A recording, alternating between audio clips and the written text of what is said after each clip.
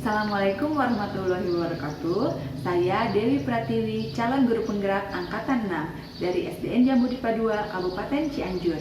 Pada kesempatan ini saya akan mewawancarai Ibu Hajah Nina Nurani SPD, SD, selaku Kepala Sekolah SDN Jambu Dipa 2, mengenai kasus-kasus seputar dilematika dan bagaimana cara beliau mengambil keputusan. Selamat siang Ibu. Siang. Maaf mengganggu waktunya Ibu. Ya, abangnya baik. Baik Bu. Begini Bu, saya kesini mau mewawancarai Ibu, mau bertanya mengenai pengalaman-pengalaman Ibu seputar cara Ibu mengambil keputusan yang berhubungan dengan dilema etika ataupun bujukan moral.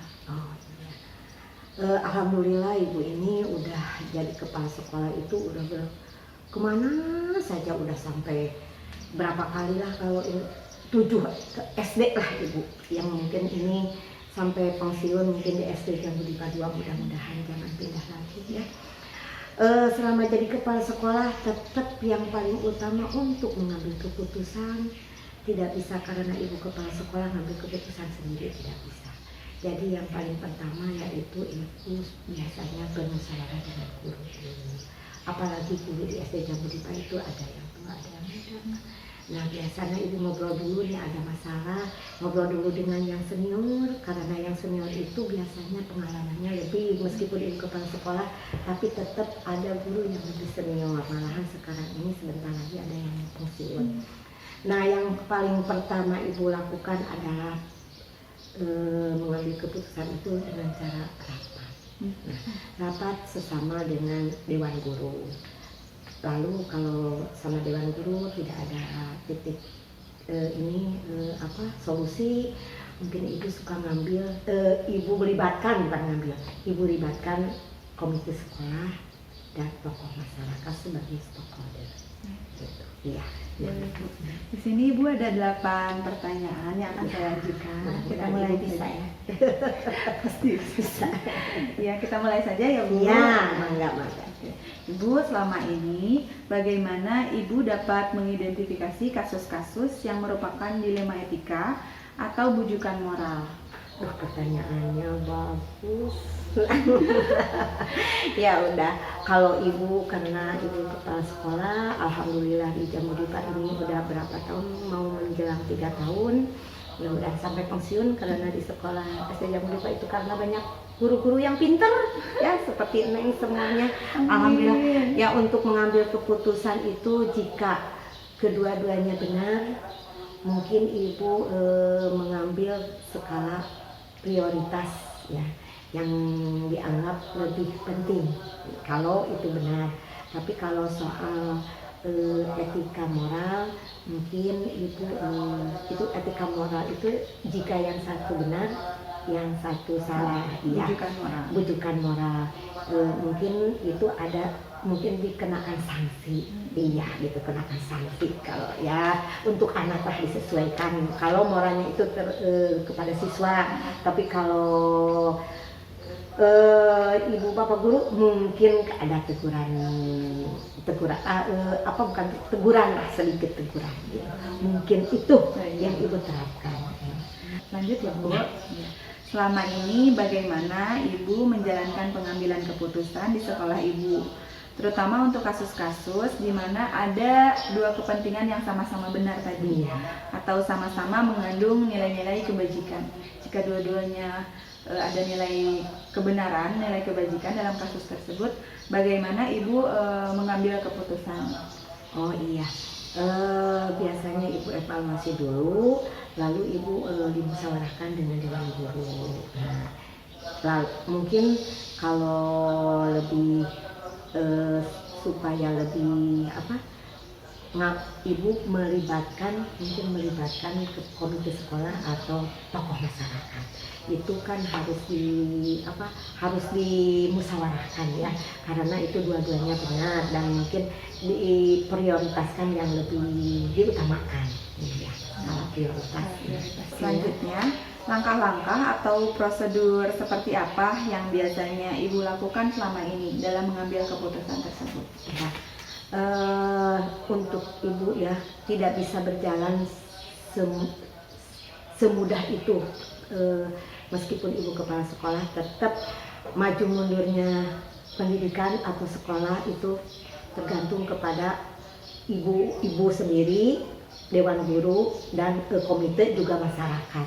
Makanya ibu yang paling penting, ibu biasanya mengadakan musyawarah. Pertama dengan dewan guru, kalau masih bisa diselesaikan dengan dewan guru, kalau belum bisa, ibu biasanya melibatkan komite sekolah dan tokoh masyarakat yang disebut dengan stakeholder. Iya, itu biasanya. Ibu, selanjutnya hal-hal apa saja yang selama ini Ibu anggap efektif dalam pengambilan keputusan yang berhubungan dengan kasus-kasus dilema etika? Yang paling efektif itu musyawarah dengan stakeholder dan tim, kerjasama tim lah. Yang itu yang paling pertama, efektif untuk menyelesaikan berbagai macam masalah. Kolaborasi ya, Bu? Kolaborasi. Iya, kolaborasi. Oke, hal-hal apa saja selama ini yang menjadi tantangan Ibu dalam pengambilan keputusan seputar dilema etika, Bu? Biasanya tidak semua di bermusyawarah itu menyelesaikan masalah ya. Ada mungkin pemikiran dari dewan guru, komite sekolah atau tokoh masyarakat yang bertentangan. Jadi ibu tetap mengutamakan bermusyawarah. Yang diutamakan yaitu yang terbaik dari yang terbaik gitu. Yang pertama tetap aja bermusyawarah dengan stakeholder. Iya. Baik, Bu. Ibu, apakah Ibu memiliki sebuah jadwal tertentu dalam menyelesaikan sebuah kasus dilema etika, atau Ibu langsung saja menyelesaikannya di tempat, Bu? Dan prosedurnya seperti apa?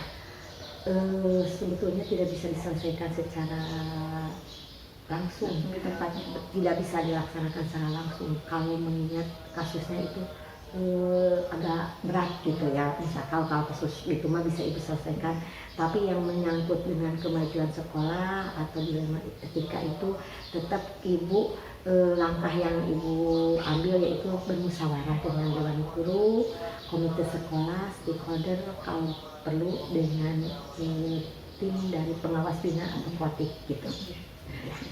Adakah seseorang atau faktor yang selama ini mempermudah Ibu atau membantu Ibu dalam mengambil keputusan sehubungan dengan kasus-kasus dilema etika? Alhamdulillah nih. Untuk mengatasi kesulitan, tetap yang menjadi prioritas yang sangat membantu itu adalah dewan guru dan tidak terlepas dari komite sekolah, tokoh masyarakat, juga atasan ibu sendiri. Itu Pak Kodik dan pengawas bina. Iya, itu yang bisa konsultasi, ya, berkonsultasi dengan dewan guru, komite sekolah, tokoh masyarakat, dan Pak Kodik ya, sebagai atasan. Ya, atasan itu ya. Ya, Bu, pertanyaan terakhir ya, Bu. Ya, dari semua hal yang udah Ibu sampaikan tadi, pembelajaran apa yang Ibu dapat atau Ibu petik dari pengalaman Ibu dalam mengambil keputusan berhubungan dengan dilema etika tadi? Yang Ibu petik tetap ya kerjasama tim dan musyawarah dengan warga sekolah juga masyarakat. Itu yang paling penting. Komunikasi jangan pendekatan dengan masyarakat, komunikasi dengan masyarakat harus intens. Biasanya melalui rapat sekolah, kalau perlu kita ya berkunjung home visit gitu nih. Tetap yang paling utama yang ibu ambil adalah bermusyawarah nomor 1 dan pendekatan dengan para komite masyarakat. Baik sekali. Luar biasa sekali ya, Bu, Alhamdulillah. Pemikiran dan pengalaman Ibu. Ya, mudah-mudahan bisa Ibu bisa Ibu laksanakan. Terima kasih Ibu telah berbagi pengalamannya bersama saya. Mudah-mudahan saya dapat mengambil pembelajaran juga dari pengalaman yang Ibu bagikan. Sama, mudah-mudahan bermanfaat. Amin. Baiklah, demikian wawancara saya bersama Ibu Hajah Nina Nurani SPD selaku Kepala Sekolah SDN Jambu Dipa 2. Wassalamualaikum warahmatullahi wabarakatuh. Waalaikumsalam.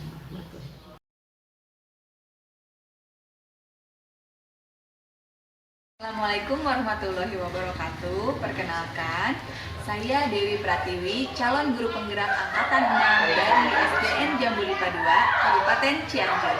Kali ini saya akan mewawancarai Ibu Warida selaku kepala sekolah dari SDN Budi Karya seputar pengalaman beliau menangani kasus-kasus yang berhubungan dengan dilema etika ataupun bujukan moral. Baiklah, selamat pagi Ibu Warida. Pagi, Bu Dewi. Mohon maaf Ibu mengganggu waktunya. Tidak apa-apa. Alhamdulillah saat ini Ibu lagi kosong, tidak ada pekerjaan. Ada yang Ibu bisa bantu? Iya Bu, saya mau menanyakan pengalaman Ibu dalam mengatasi atau membuat keputusan mengenai kasus-kasus yang berhubungan dengan dilema etika ataupun bujukan moral. Insya Allah ya, kalau mungkin ada bisa Ibu bantu, Ibu siapkan ya. Terima kasih Bu atas waktunya. Baik, kita mulai ya Bu. Iya siap Neng. Ibu, selama ini bagaimana Ibu dapat mengidentifikasi kasus-kasus yang merupakan dilema etika ataupun bujukan moral? Mengidentifikasi kasus-kasus dilema etika termasuk mana gitu ya, mungkin termasuk dilema etika atau bujukan moral. Terlebih dahulu Ibu akan mengidentifikasi dulu kasusnya. Kasus ini menyangkut dilema etika atau bujukan moral. Jadi terlebih dahulu mengidentifikasi dulu seperti apa, termasuk kemana ini kasus, seperti itu. Kalau begitu, selanjutnya selama ini bagaimana Ibu menjalankan pengambilan keputusan di sekolah Ibu, terutama untuk kasus-kasus di mana ada dua kepentingan yang sama-sama benar atau sama-sama mengandung nilai kebajikan? Seperti yang tadi Ibu bicarakan, yang pertama itu langkahnya itu mengidentifikasi dulu. Jadi selanjutnya Ibu pilih solusi yang terbaik bagi yang punya kasus dan untuk lembaga yang punya kasus. Misalnya tergantung jadi kasusnya dulu, seperti itu. Jadi pilih solusi yang terbaik. Ibu, langkah-langkah atau prosedur seperti apa yang biasa Ibu lakukan selama ini? Langkah-langkahnya kembali lagi ya Neng, seperti tadi mengidentifikasi ini kasusnya itu mungkin kasusnya ini antar anak atau peserta didik, atau ini mungkin juga kasusnya kedinasan atau lembaga atau pegawai di suatu lembaga. Jadi Ibu lihat dulu suatu kasus itu yang termasuk mana dan langkahnya itu seperti apa. Jadi langkah harus diambil yang orang pasti yang terlibat kan, ya yang dilibatkan dan terlibat seperti itu. Ya, hal-hal apa saja yang selama ini Ibu anggap efektif dalam pengambilan keputusan pada kasus-kasus dilema etika? Langkahnya ya, jadi caranya itu penyebabnya dulu, lihat seperti apa, kenapa seperti itu, jadi penyebabnya apa. Selanjutnya mengajak diskusi dulu, diskusi dengan yang terlibat kasus itu atau yang dilibatkan dalam kasus itu, seperti itu.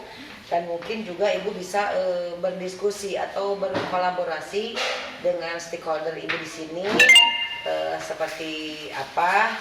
Nanti ada masukan atau kritik, jadi lebih bagus seperti itu mungkin menurut Ibu. Bu, hal-hal apa saja yang selama ini merupakan tantangan dalam pengambilan keputusan pada kasus-kasus dilema etika? Setiap kasus pasti ada tantangannya ya. Tantangannya tergantung dari kasus tersebut. Mungkin tantangannya bisa, kalau untuk peserta didik mungkin tantangan bisa berhubungan dengan orang tua ya, atau dengan lingkungan sekitar. Untuk misalnya tenaga kependidikan mungkin di lingkungan sekolah di sini, atau mungkin bisa dengan ya Ibu sendiri mungkin ya, atasan atau rekan sejawat di sini, mungkin seperti itu. Apakah Ibu memiliki sebuah tata kala atau jadwal tertentu dalam sebuah penyelesaian kasus dilema etika? Apakah Ibu langsung menyelesaikan masalah tersebut di tempat atau memiliki sebuah jadwal untuk menyelesaikannya? Bentuk atau prosedur seperti apa yang Ibu jalankan? Untuk menangani kasus tidak ada, untuk ibu sendiri mungkin tidak ada jadwal atau prosedur yang harus ditempuh. Semakin cepat suatu kasus ditanggulangi, dibereskan, diselesaikan, semakin lebih bagus. Adakah seseorang atau faktor-faktor apa yang selama ini mempermudah ibu atau membantu ibu dalam pengambilan keputusan dalam kasus-kasus dilema etika? Untuk mempermudah mungkin ibu bisa berdiskusi dulu ya dengan yang kembali lagi ke kasus awal, jenisnya seperti apa gitu. Jadi dilihat dari kasusnya seperti apa, ini menyangkut pribadi atau menyangkut kedinasan, ibu bisa memilah dulu seperti apa. Untuk penyelesaiannya juga bisa berkolaborasi tergantung dari jenis kasus tersebut. Dari semua hal yang telah ibu sampaikan tadi, pembelajaran apa yang dapat ibu petik dari pengalaman ibu mengambil keputusan dilema etika? Pembelajaran untuk ibu harus pintar memilah dan memilih untuk mengambil keputusan yang tidak merugikan kedua belah pihak. Selanjutnya juga untuk pembelajaran bagi ibu, karena manusia itu tidak ada yang sempurna, pasti mengalami kesalahan. Itu tidak terkecuali, semua juga pasti, tapi alangkah lebih baiknya bila kita melakukan kesalahan, semakin cepat mengakui dan semakin cepat pula memperbaikinya. Seperti itu Neng mungkin. Luar biasa sekali ya pengalaman ibu dalam pengambilan keputusan-keputusan yang berhubungan dengan dilema etika. Baiklah ibu, terima kasih atas waktunya, terima kasih atas kesempatannya kepada saya untuk menginterview ibu. Sama-sama, ibu ucapkan terima kasih juga. Mudah-mudahan jawaban ibu sesuai dengan yang diharapkan Bu Dewi. Demikianlah wawancara yang saya lakukan bersama Ibu Harida, Kepala Sekolah SDN Budi Karya, mengenai kasus-kasus yang seputar dilema etika dan bagaimana cara Bu Harida membuat keputusan mengenai kasus-kasus tersebut. Terima kasih. Assalamualaikum warahmatullahi wabarakatuh. Waalaikumsalam warahmatullahi wabarakatuh.